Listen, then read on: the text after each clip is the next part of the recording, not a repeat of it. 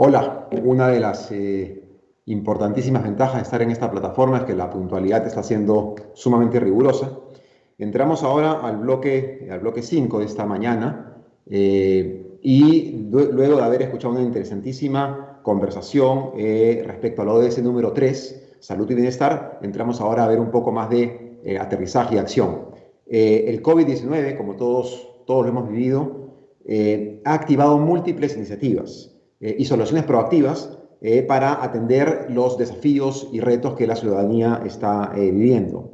En este espacio vamos a presentar una iniciativa muy interesante que se llama Guerreros COVID. Esta es presentada por Entel y nos acompaña para contarnos más detalles sobre este Guerreros COVID, Rosa Bonilla, que es jefe de gestión de reputación y desarrollo sostenible de Entel Perú, y Francesc Saldaña, experto en innovación, crecimiento y gestión empresarial, para compartir esta gran iniciativa. Rosa, Francesc, buenas tardes, todo suyo. Buenas tardes a todos. Aldo, gracias por la introducción. De hecho, es un placer, es un gusto poder estar con ustedes cerca y lejos a la vez, gracias a las telecomunicaciones. Y de hecho, poder darles a conocer la iniciativa Code Warriors, que no es otra cosa que el poder interconectar la inteligencia humana en la lucha contra el COVID-19. Y para ello, como bien dijo también Aldo, invito a Francesc Saldaña. Él es experto en innovación, crecimiento y gestión empresarial. Él nos va a contar sobre COVID Warriors y un poco más acerca de esta iniciativa, pero antes tenemos un video.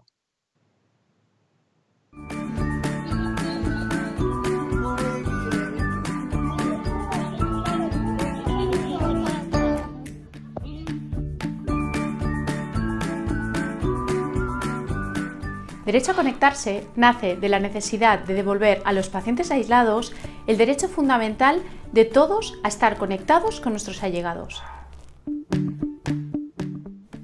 Trabajando de la mano con las principales teleoperadoras, administraciones públicas, colegios de médicos, colegios de enfermería, pero sobre todo con ellos, con los voluntarios. Ellos hacen posible el derecho a conectarse. Nuestros voluntarios facilitan las manos, la logística, los protocolos. Sin ellos, todo esto no sería posible.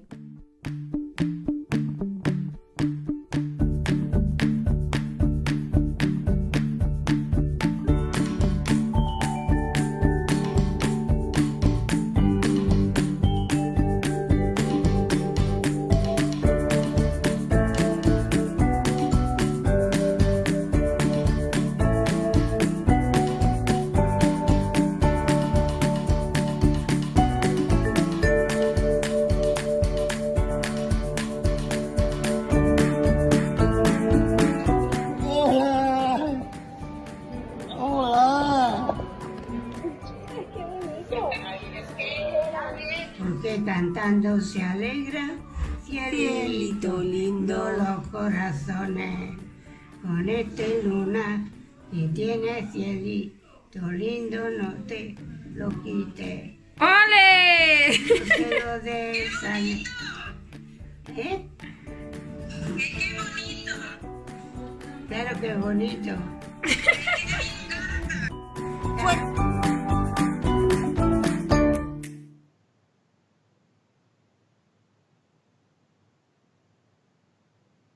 Y ese video es inspirador, súper inspirador, el proyecto lindísimo, Francesc, y queríamos preguntarte de qué depende que este tipo de iniciativas, o esta iniciativa directamente llamada Derecho a Conectarse, se llegue a convertir en una realidad, en tu experiencia, después de todo lo que hemos visto en este video. Doctor Dodo, muchas gracias. Yo cada vez que veo el vídeo todavía me emociono. Si se me entrecorta la voz es por eso, porque me emociono. Una de esas fotos estaba yo metiendo las tarjetas SIM, pensando a dónde irían los dispositivos, y al final esto va de personas, ¿no? De personas muy diversas. En nuestro caso, pues lo que hicimos fue juntar abogados, médicos, enfermeras, gente que nos estaba pidiendo cosas, nos estaba gritando desesperadamente soluciones. y lo que intentamos es juntar el máximo de personas que quisiesen dar respuestas, ¿no? Y un poco, ¿de qué depende estas iniciativas? Pues básicamente de tener un propósito común. Si no somos capaces de dejar de lado un poco cada uno nuestras opiniones, nuestras propias necesidades, y nos ponemos a remar todos juntos con un único propósito, nunca vamos a mejorar el mundo, ¿no? Intentamos hacerlo desde COVID Warriors, juntar gente que de hecho ya muchos nos conocíamos, muchos no, de distintas ciudades, de Barcelona, de Madrid, hablando con médicos italianos qué estaba pasando allí, incluso algún chino, intentando entender qué nos estaba pasando. Y lo más importante es tener ese propósito y sobre todo no quedarse con ideas, no quedarse con, oye, pues estaría bien hacer esto, ¿no? Sino realmente ponerse manos a la obra para que las cosas pasen. Y eso a veces es difícil, ¿no? Porque hay que organizar gente. Por ejemplo, ¿por qué los abogados son importantes? Fijaros que en el vídeo hay una persona que aguanta un dispositivo, hay una persona que ha entrado allí, hay una persona que está haciendo una llamada. Todas esas operaciones, todo eso que se tiene que hacer, evidentemente con la máxima legalidad y el máximo privacidad, ¿no? Y esa es parte, yo creo, intrínseca de cualquier proyecto que hemos lanzado, es pensar en las personas, para las personas y por las personas. Excelente. Y así como, bueno, me imagino que reunir a este grupo, a este equipo multidisciplinario debe haber sido quizá al inicio un reto, ¿cuáles en general han sido o siguen siendo los principales retos de esta iniciativa de COVID Warriors? Bueno, la iniciativa nace, como bien dice el nombre, con el problema de la COVID. En Europa, o concretamente en España, en febrero estábamos todavía casi de carnaval y en marzo ya estábamos con nuestros abuelos, nuestros mayores ya aislados en residencias, aislados en hospitales y sobre todo esas necesidades que afectaban a las personas, muy en contacto con médicos, con enfermeras, intentando dar una solución, ¿no? Y básicamente los principales retos siempre son cómo organizar un proceso que nos permita ser escalables. La opción 1 era, vamos a conseguir un dispositivo para una persona. Eso no es escalable. Vamos a ver qué hospitales tienen wifi o qué residencias tienen wifi. Eso tampoco era muy viable. Entonces, con todo lo que íbamos viendo, probando, testeando, a horas también muy extrañas, pues llegamos a la conclusión de que no se podía hacer crowdfunding, no podíamos depender de donativos de voluntarios, de personas que nos diesen sus dispositivos.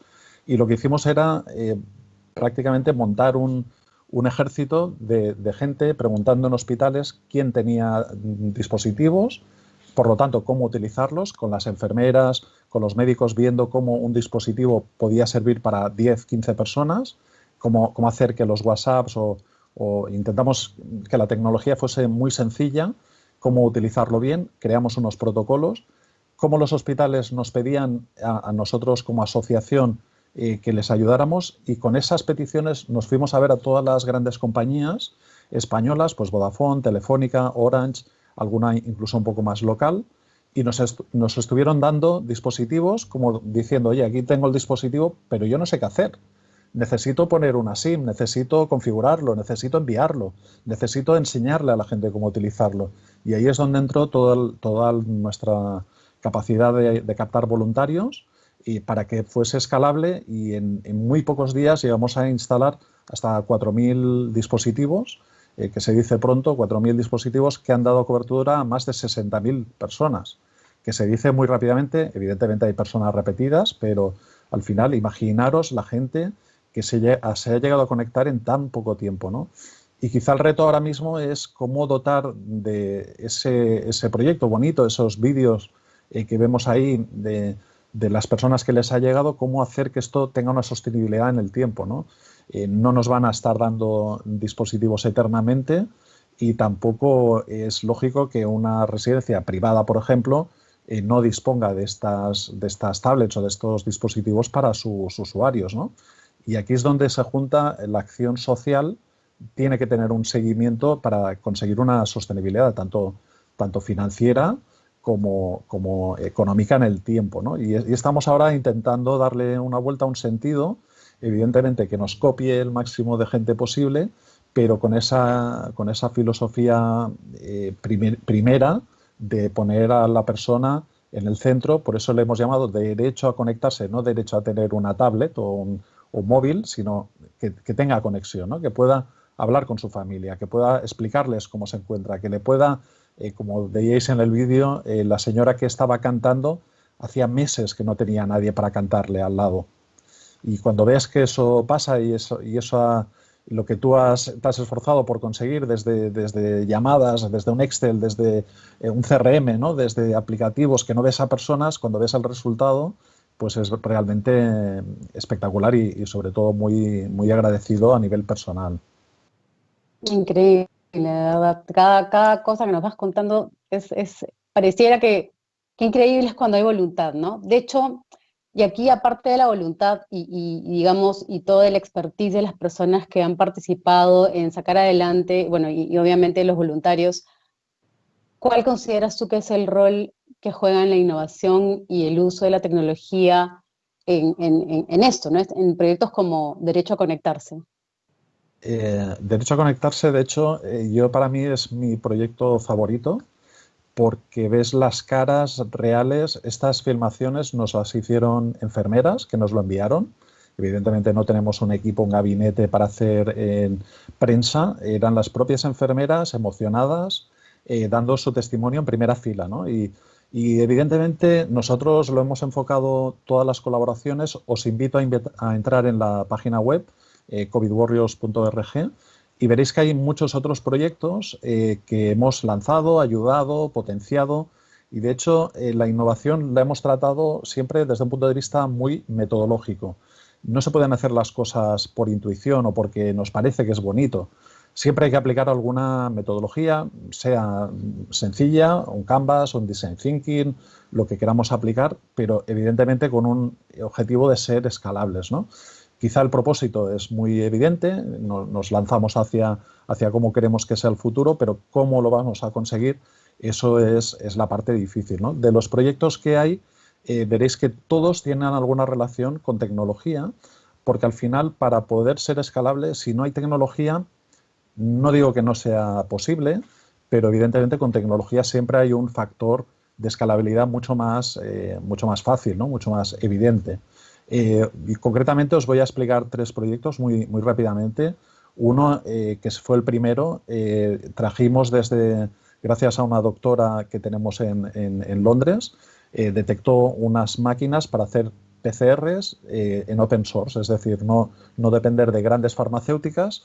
No sé si hay alguna gran farmacéutica en la audiencia, pero la idea era traer equipos rápidos que fuesen rápidamente instalables, rápidamente configurables para empezar a hacer PCRs. Con orgullo, hoy podemos decir que hemos instalado más de 28 máquinas, son baterías de 10, o sea, son 280 equipos y están haciendo más de 1 millón de PCRs al mes. Evidentemente eso es una ayuda, no mata el virus ni mucho menos, pero es una ayuda en un sistema precario donde las fronteras estaban cerradas. Pues colaborar no es solo traerlo, sino ponerlo en marcha, programarlo con voluntarios. Lo pagó, por cierto, una persona particular, o sea, no ha sido una gran empresa, ha sido, o más bien un colectivo de empresarios que quisieron hacer esta donación. Y ese es un proyecto súper tecnológico enfocado a un punto, a un aspecto muy, muy concreto, ¿no? Tenemos también un robot, si veis en la página web, veréis que hay un robot que, utilizando ultravioleta, el robot es autónomo, desinfecta. La gracia no es tanto nosotros inventar el robot, sino cómo esa tecnología que ya existe la podemos poner y valorizar y sobre todo acelerar para que eso llegue antes y además llegue con las garantías, es decir, con el estudio científico que demuestre, que por cierto esto estamos en ello todavía, que demuestre que realmente esto es útil y va a ayudar a desinfectar espacios que nunca se habían desinfectado, por ejemplo, pasillos, ¿no? No solo el quirófano, sino también pasillos y de una forma mucho más ágil. Otro proyecto muy relacionado con la conectividad también, nos dimos cuenta que una cosa es el derecho a conectarse en hospitales, en residencias, pero ¿qué pasa con esos alumnos que están en casa que no se pueden conectar porque no tienen dispositivos, no tienen herramientas para poder hacer un seguimiento del curso. La buena suerte es que encontramos asociaciones que estaban trabajando en conectividad, en proveer de portátiles, en profesores que estaban mejorando sus metodologías para poder llegar allí y sobre todo pensando en colectivos débiles, ¿no? No pensemos en la persona que tiene 7 dispositivos, sino en familias donde no hay dispositivo, no hay conectividad, etcétera, etcétera, ¿no? Y siempre la tecnología entendemos que es un medio para conseguir un fin, no es el fin en sí mismo, ¿no? El objetivo no es tener una tablet más moderna, sino el objetivo es para qué va a servir, cómo la vamos a utilizar y que tenga un impacto social claro, evidente y lógicamente sostenible. Excelente. De hecho, como bien dices, ¿no? Lo escalable, la parte de los procesos, los procedimientos, y esto es lo único que nos permite hacer un proyecto realmente sostenible. Y hablando de la web y los muchos otros proyectos que tiene COVID Warriors, que de hecho ya me pasé por esta web y me gustó mucho lo que encontré ahí, sobre todo estos pensamientos, ¿no? Estos pensamientos declarados que tienen en COVID Warriors, y está plasmado perfectamente en la web, que son los pensamientos de los líderes transformacionales que son los que necesitamos en momentos como este o en cualquier otra situación inesperada en la que haya que tomar decisiones de solución inmediata, pero también responsables en el futuro.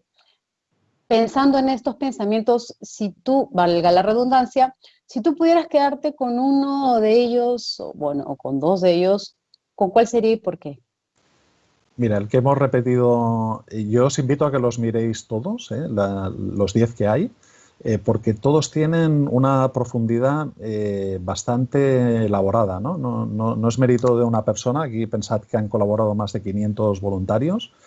Como os digo, hay tecnólogos, hay informáticos del mundo de telecomunicaciones, gente del mundo social, gente médicos, enfermeras, es decir, hay una variedad de gente con estudios, sin estudios, es decir, hay una amalgama muy, muy interesante, ¿no? Con lo cual, cada uno le ha dado un cierto valor a ciertas cosas, ¿no? Por ejemplo, hay uno que dice que no hace falta mirar tanto la televisión y oír un poco de la política. Y pensad que el proyecto de Derecho a Conectarse lo hicimos con la administración pública, porque si no, no podíamos llegar a los hospitales, ¿no? Es decir, necesitamos la administración, los gobiernos, ¿no? La estructura que tenemos, pero cuidado con la política cuando esto es de un lado o es de otro, ¿no? De un color o de otro color, ¿no? Y esta llamó mucho la atención y la tuvimos que redactar varias veces para no caer en tentaciones, ¿no? Pero a mí la que más me gusta es la número 3, ¿no? Es no pedir permiso. O sea, si uno quiere hacer y cambiar cosas y realmente está convencido, pasarán muchas cosas, habrán muchas dificultades y nosotros siempre decíamos, oye, hemos de llamar a este, pedir permiso para el otro. Nos mirábamos entre nosotros y decíamos, ya le pediremos perdón. Y esa frase es muy... bueno, ahora parecerá que incite a la violencia o a incumplir leyes, ¿no? Pero al final la innovación es romper esquemas y romper la forma de, claro, hablar y decirle a una enfermera, tú de tu trabajo, ahora te voy a dar otro, que es ir con una tablet, te tienes que conectar a una wifi, te tienes que poner la agenda aquí de tus pacientes, tienes que tal. Uf, eso es un problema. Vamos a hablar con ellas. Oye, ¿qué podéis hacer? Oye, yo wifi no sé cómo se conecta. Oye, la agenda no sé cómo se hace. Pues te voy a hacer un protocolo tan sencillo que vamos, lo puede hacer cualquier persona, ¿no? No hace falta ser un mega informático, pero evidentemente, digamos, en la parte de detrás, en el back office, ya le enviamos todas las tablets, los dispositivos preparados, ¿no? Y cuando la enfermera decía, no sé, tengo que hablar con mi responsable a ver si lo puedo hacer, decíamos, ¿quién es importante? ¿El enfermo que está esperando la llamada de su familia, esa llamada que le va a dar ánimos, porque a lo mejor está incomunicado desde hace tiempo? ¿Vas a pedir permiso o ya pedirás perdón si alguien te dice, oye, esto no tenías que haberlo hecho, ¿no? Y esa manera de ver las cosas, evidentemente, insisto, con el departamento legal, para que no hubiese nada que pudiese ser peligroso o ilegal, ¿no? Pero evidentemente, si uno quiere cambiar el mundo, como empieces a pedir permiso, habrá gente que te empezará a decir, no, por aquí no, por aquí no, por allá. oye, no pidas perdón y no pedirás permiso, ya pedirás perdón si alguien se siente ofendido, ¿no? Y concretamente en el tema de los distintos proyectos, hay uno que yo creo que también me gusta destacarlo, que parece que sea una tontería ahora mismo, pero cuando estábamos en una situación que no existía, no había forma de ir a despedirse, ya no era un derecho a conectarse con los vivos, era un derecho a despedirse de los que ya no estaban. Hay un proyecto que se llama Trascendencia, que lo que hicimos era dotar con herramientas, hacer una ceremonia más bien espiritual, sin ningún tipo de carga religiosa, para familiares que no se habían podido despedir de las personas que se habían quedado en la mesa o en la UCI, o no habían llegado ni siquiera al hospital, pero evidentemente no podían hacer nada más. Y ese proyecto nos empezamos a encontrar con temas legales, con incluso una empresa que no quería que se hiciese porque era su negocio, etcétera. Oye, asumimos todos los riesgos legales y lo empezamos a hacer evidentemente gratuitamente, con gente especializada, en este caso de una entidad religiosa, especializada sobre todo en dar el último adiós también a los familiares. Se conectaban y sabían que no volvería su familiar. Entonces, todas estas partes, si no tienes la capacidad de pensar no en la parte legal o en cómo lo tendrás que hacer, sino en hacerlo y ver el resultado y ya está. Y luego lo que tenga que ser, será, ¿no? Por eso me quedo con la de no pedir permiso, y ya pediremos perdón en el momento adecuado, ¿no? Excelente. Muchas gracias, Francis. Gracias a ti, Rosa.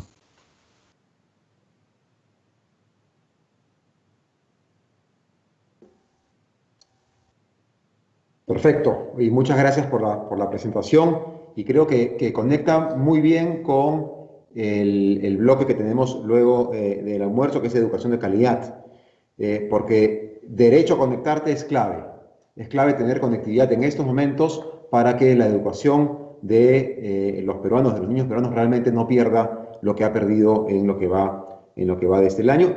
Y nuevamente los invito a pasar en la tarde, a las 3 de la tarde, el ODS número 4, Educación de Calidad, que se enfocará justamente, como ya comenté, en educación digital en el contexto actual. Una de las grandes transformaciones que nos recomendó hoy día Jeffrey Sachs es educación para todos. Todos los ciudadanos tienen que tener un buen acceso a educación, por lo tanto, conectamos muy bien lo que hemos visto en la mañana con lo que entramos en la tarde. Finalmente, antes de darnos el tiempo para el almuerzo, les volvemos a recomendar que en la plataforma hay mucha información. En la sección destacados pueden ver mucho detalle de las presentaciones que estamos teniendo hoy día y de las iniciativas que todos los participantes de este evento de 4 días están compartiendo con todos nosotros. Con esto damos fin a al primer octavo del evento. Vamos a la primera mañana de 4 días y nos reencontramos a las 3 de la tarde. Muchísimas gracias a todos por su atención. Nos vemos.